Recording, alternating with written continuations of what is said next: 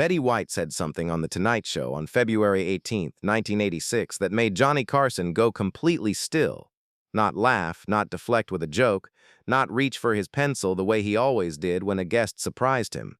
He just went still. And in 30 years of hosting the most watched program in late-night television history, Johnny Carson had never done that before. Not once. The studio audience of 300 people felt the shift before they understood it. Something had changed in the room, the way air changes before a storm, pressure dropping without warning. Doc Severinsen lowered his trumpet. Ed McMahon leaned forward in his chair, and Betty White, 63 years old, sitting in the guest seat in her green plaid blazer with the pearl brooch at her collar, put her hands very carefully in her lap and said the one thing that nobody in that building, nobody in the 15 million homes watching that night, had ever expected to hear from her. Not from Rose Nyland.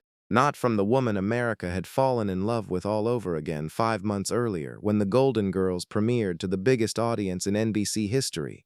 Not from the woman who made the whole country feel like everything was going to be okay. She said the thing she had been carrying alone for 4 years and 11 months. And what came out of her mouth cracked something open inside Johnny Carson that he had been keeping sealed since the night his own father died. But here is what nobody knew that night. What Betty had come to say had nothing to do with television. It was about a promise she had made in a cemetery at midnight, a promise to a man who could not hear her anymore, a promise that had saved her life and given America one of its most beloved characters. And now, 5 months into the most successful television run of her career, the weight of that promise had become more than she could carry alone. If this story already has you, hit that like button right now and tell me in the comments where in the world you are watching from. Because what happens next will change how you see this woman forever. To understand February 18, 1986, you need to understand what Betty White had survived to get there. Not professionally. Professionally, her story is one of the most remarkable in American entertainment. She had been on television since the early 1950s. She had produced her own show, Life with Elizabeth, at a time when women simply did not produce their own shows. She had won Emmy Awards. She had been a fixture of American living rooms for so long that entire generations had grown up with her as part of the landscape, something permanent and warm and always there. None of that is what I mean. What Betty White had survived was the kind of loss that does not show up on a resume. Alan Ludden had proposed to her 3 times before she said yes. 3 times, and she had said no each time, not because she did not love him. She loved him from the moment she met him, but because she was terrified. She had been married twice before, both briefly, both painfully, and she had built her career on her own terms, and saying yes to Alan meant dismantling the careful, independent life she had assembled piece by piece. It meant trusting someone with everything again. It meant being that open. He proposed in 1961, and she said no. He proposed again, and she said no again. The 3rd time, he sent her a stuffed white Easter bunny with a sign around its neck that read, "Please say yes." She held it for 20 minutes. Then she called him. They were married in 1963. For 18 years, Alan Ludden was the organizing principle of Betty White's life. The way he called her on the road just to ask what she had eaten for dinner. The way he told her, regularly and specifically, that she was at her absolute best when she let people in. Not the performed warmth that cameras loved. The real thing. The unguarded thing. He saw it in her, and he kept saying it because he knew she was in danger of forgetting. Alan Ludden was diagnosed with stomach cancer in 1980. He died on June 9, 1981. He was 63 years old. Betty White never remarried. She always spoke of it lightly in interviews. She said she had had her share of romance and was not complaining. That was the armor, and everyone who loved her knew it, and no one pressed. What the public did not know was what the years between Alan's death and that February evening in 1986 had actually cost her. She kept working. She always kept working. But something had changed in how she moved through the world. She had become, by her own private accounting, sealed, professionally present, personally unreachable.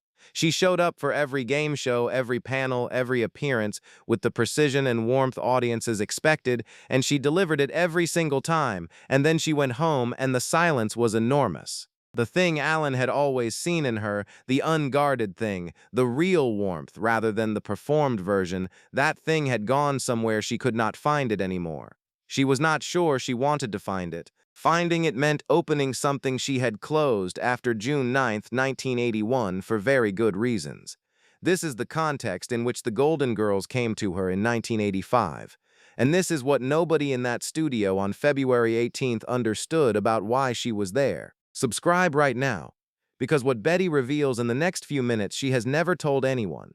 Drop your location in the comments. You are going to want to remember where you were when you heard this. The offer arrived in early 1985. Susan Harris had written the pilot, 4 women living together in Miami, each of them past the age when Hollywood normally allowed women to be interesting. The character they wanted Betty for was Rose Nyland, sweet, trusting, hopelessly open to the world. A woman who had loved deeply and kept doing it even after life gave her every reason to stop. Betty read the script. She read it twice. Then she put it on her kitchen table and did not call her agent back for 3 days. Her manager called. Her agent called. Susan Harris's people called. Betty did not return the calls. Not because she was not interested. Because she was terrified in a way she had not felt since she held that Easter bunny in 1961. Rose Nyland was everything Betty White had locked away since June 9, 1981. Rose was unguarded. Rose trusted everyone, loved everyone, grieved openly, gave everything away without calculating the cost.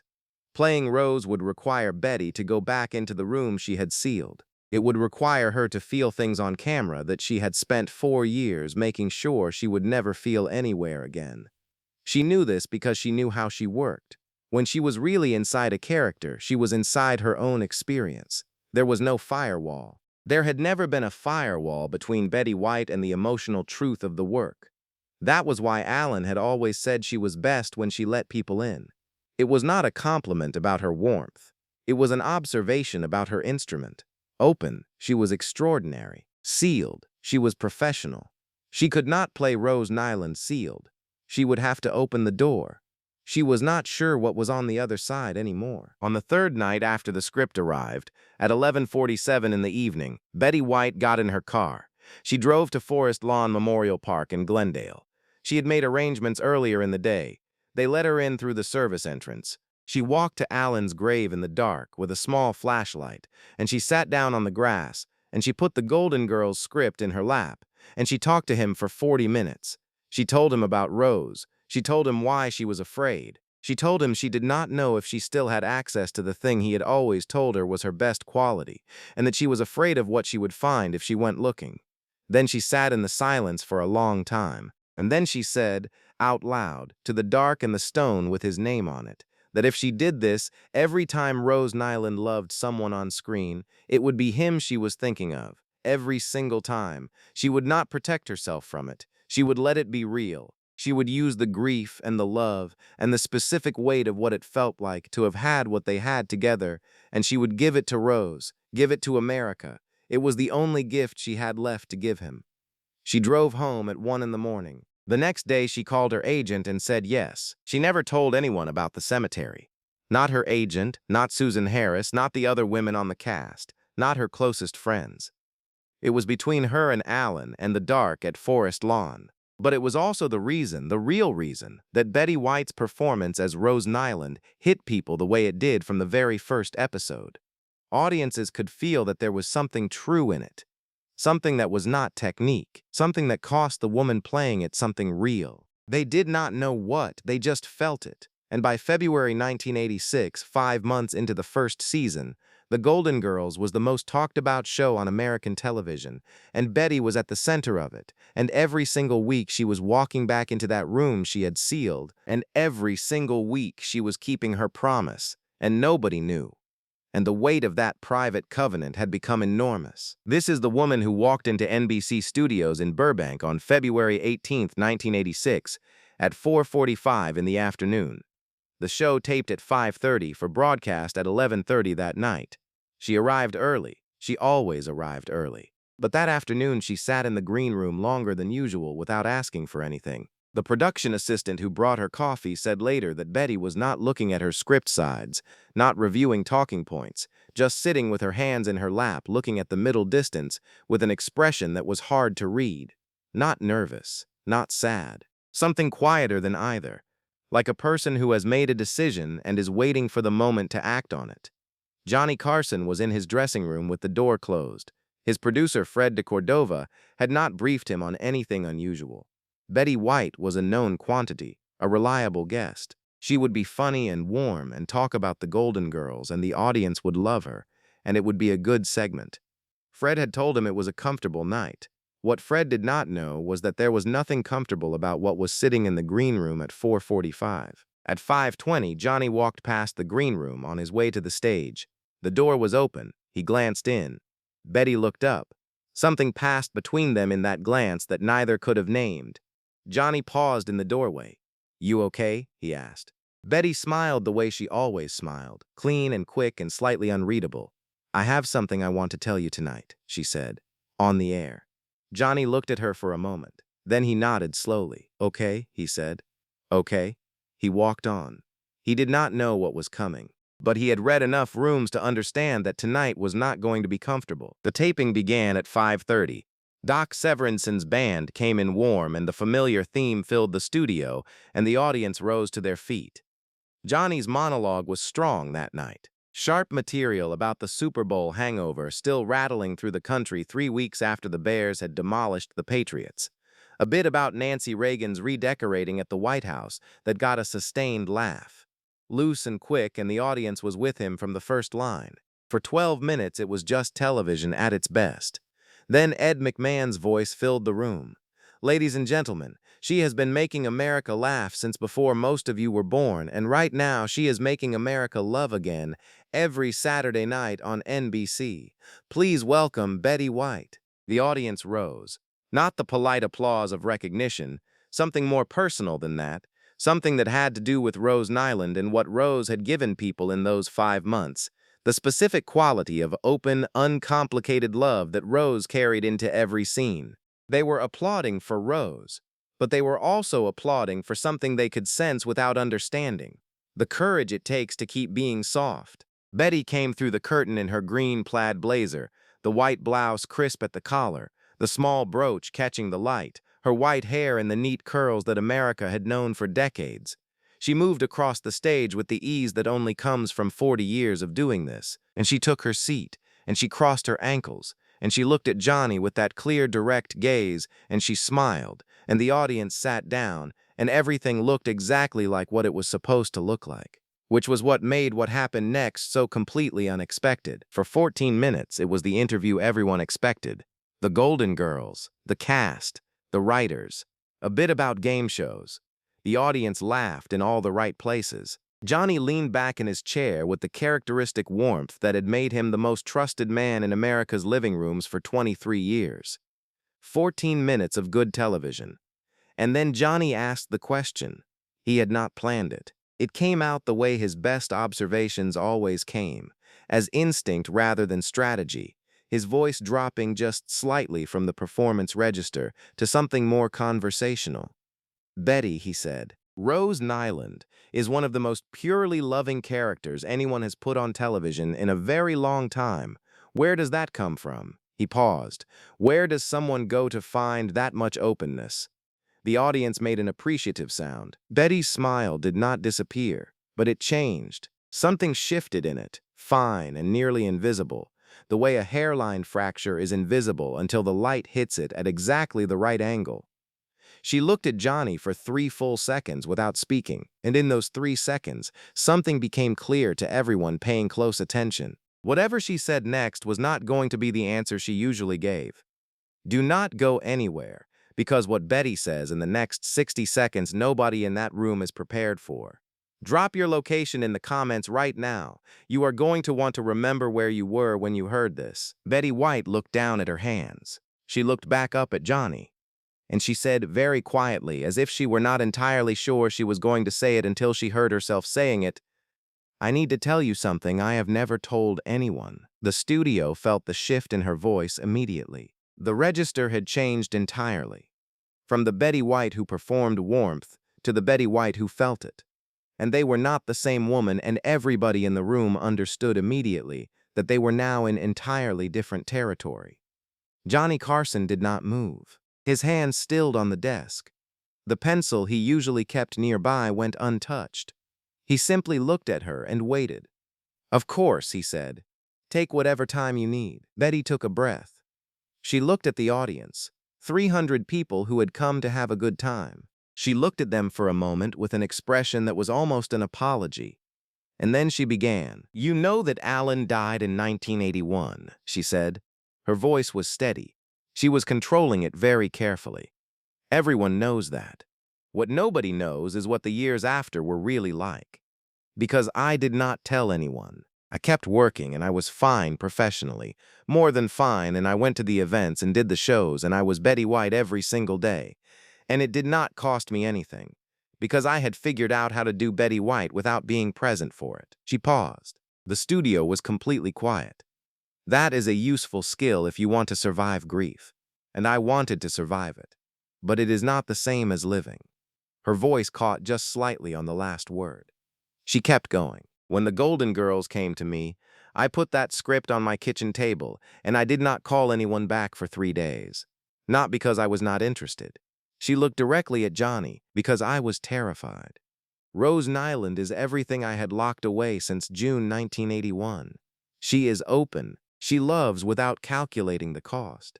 She grieves right there in front of everyone, and then she gets up and loves again. Playing her would require me to go back into a room I had decided, deliberately, that I was never going back into."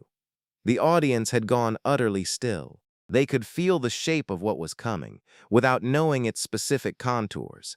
And then Betty told them about the cemetery. She told it simply. The drive at night, the service entrance, the dark and the flashlight, and the grass still damp from earlier watering.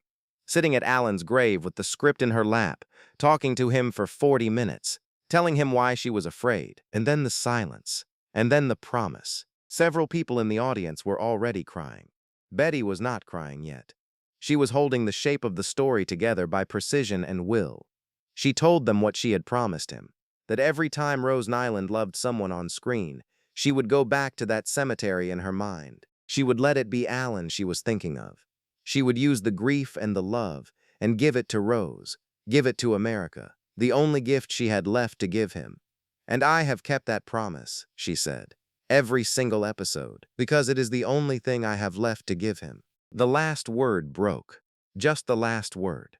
And then Betty White put her face in her hands and wept. The studio went completely silent, 300 people not breathing. The cameras kept rolling.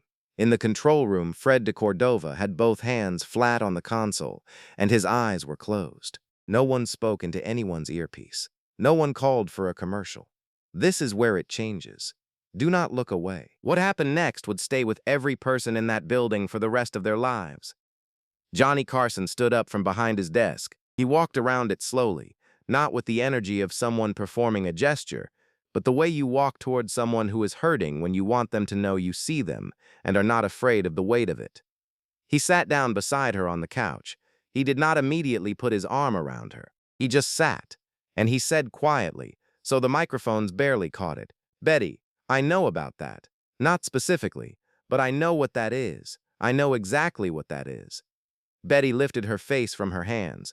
Her mascara had tracked down one cheek. She looked at Johnny, and what she saw was not the professional sympathy of a host managing a difficult moment. It was recognition, the specific recognition of one person who has hidden grief in plain sight, looking at another person who has done the same thing and seeing themselves clearly. Johnny's father had died in 1983. He had done 3 shows the week it happened. He had never spoken of it on air. He had carried it the way he carried everything personal, invisibly, behind the pencil and the golf swing and the perfectly timed pause. He had carried it so well that even Ed, who knew him better than almost anyone, had not fully understood what it had cost him. Johnny looked at Betty and said, "I talked to my father after he was gone, too.